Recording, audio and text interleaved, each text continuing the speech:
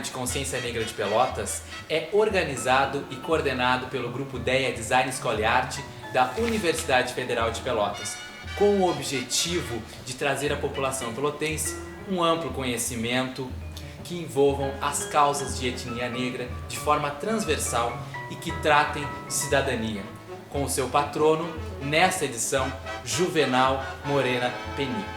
A nossa primeira mesa de debate trata do assunto de esporte e saúde, com a abordagem o desempenho físico de atletas negros no esporte e suas potencialidades. A partir deste tema, resolvemos então convidar a senhora Terezinha de Jesus Ferreira da Rosa para falar sobre o projeto social do jogador Emerson Ferreira da Rosa, conhecido como Emerson, natural da cidade de Pelotas, ex-futebolista brasileiro, com a sua atuação de volante dentro de campo, onde foi um dos grandes destaques da equipe do Grêmio, indo depois para a Alemanha, jogar no Bayern, atuando também na Copa do Mundo de 1998 e assinando um contrato com o Juventus na Itália, sendo considerado um dos grandes jogadores no âmbito nacional e internacional. No entanto, uma preocupação com o indivíduo, deste modo, criando o projeto social Fragata Futebol Clube. E ao meu lado, então, está a dona Terezinha de Jesus Ferreira da Rosa. Dona Terezinha, é um prazer então estar aqui na sua casa, estar nos recebendo. Também estamos aqui com o pequeno João Arthur. A primeira pergunta que eu queria saber da senhora é como é que a senhora vê o seu filho, sendo ele negro, de origem humilde e chegando a uma posição social de um dos melhores jogadores do Brasil? Sobre a sua pergunta, eu só tenho a dizer o seguinte, que eu como mãe fico muito contente por ele ser, como você falou, negro, né? Chegar onde ele chegou, e onde ele ajudou muito, né? Sobre o futebol, para onde ele foi, para diversos clubes que ele participou, e para a Copa do Mundo, que foi um sonho muito que me realizou, porque por ele ser uma criança que tinha uns problemas de bronquite, e eu nunca imaginei que um dia meu filho chegaria aonde ele chegou. Para ele ser um grande jogador hoje, como é que a senhora viu isso lá, desde pequeno? Como é que a senhora notou que ele tinha aquele potencial? Como eu trabalhava em casa, eu era costureira, né? E ele convivia sempre comigo, sempre cuidando dele. Ele sempre jogando na calçada, que ele era um menino que eu gostava muito, tinha bastante colegas, né? Mas eu achava que, enfim, que não poderia ser onde ele chegou, porque ele tinha, como eu te falei, né? Bronquite. Mas aí não, ele foi uma criança muito insistente, uma criança que sempre gostou daquilo que ele fazia e ele insistia muito. Um dia ele me disse para mim, mãe, eu não quero jogar salão, eu quero campo. Eu disse, meu filho, quem vai escolher vai ser tu, não vai ser a mãe. Só que a mãe quer que tu estude, porque se um dia tu não chegar ao futebol, o estudo tu tem que ter. E ele chegou até o primeiro ano do segundo grau, só que ele, como ele foi chamado para o Grêmio fazer teste, ele passou, o Grêmio lá deu para ele os estudos, aí ele já passou para o profissional, em 1994, aí já foi difícil dele estudar, porque ele viajou muito, onde ele foi para o Japão, com o Grêmio, e ele não deu para estudar mais. Agora, em relação ao projeto, né, que vocês desenvolvem, esse projeto social, como funciona esse trabalho? Como é que funciona esse projeto? Tem crianças que gostam muito de ficarem zanzando, como se diz, né? Então eu disse, vou fazer uma escolinha de futsal para ver se um dia, se eu puder tirar um como o Emerson, o parecido, o melhor do que o Emerson, que sempre foi o meu sonho. E é onde eu fiz o futebol de salão, formei futebol de salão, mas eu que insisti muito, né? Porque eles não queriam, tá? Às vezes achavam que eu ia me incomodar, que eu ia me estressar muito, porque eu já tenho idade, né? Sim. Mas esse sempre foi meu sonho, porque como eu realizei o dele, sempre andei com ele, viajei sempre com ele, e eu acho que todos os pais devem fazer o mesmo esquema, irem junto com os seus filhos, não deixar os seus filhos sozinhos, porque às vezes eles dizem como para a escola, eu estou indo para a escola e estou indo para as drogas. E eu sempre peço dentro da escolinha, pais, acompanhem seus filhos para aquilo que eles gostam. E a única coisa para vocês tirarem eles dessas coisas erradas é vocês levando ele para um esporte, seja qualquer tipo de esporte, que eu acho que a criança tem que ter. Isso é um fator importante, né? Que o aluno tem que estar estudando, tem que ter essa base da educação, como a senhora falou já.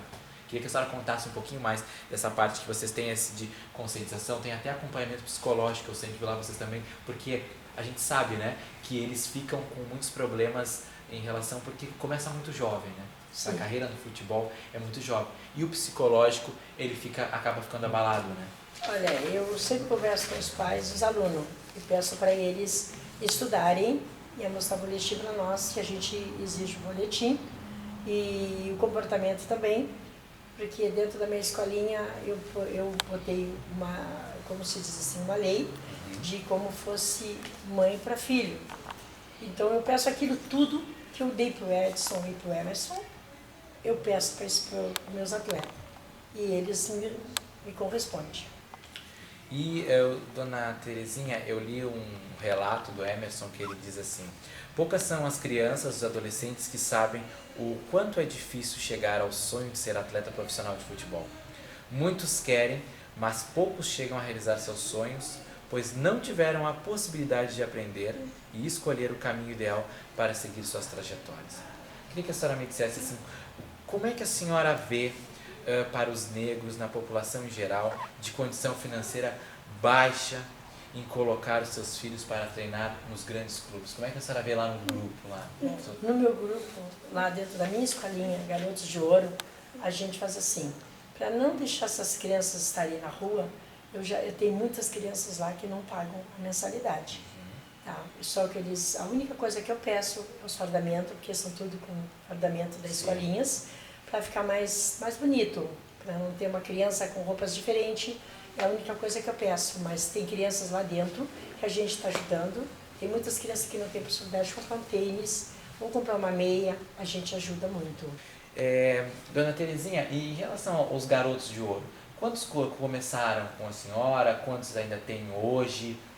Todos eles seguiram o mesmo caminho? Como é que funciona? Os Garotos de Ouro eu comecei mais ou menos com 20 meninos.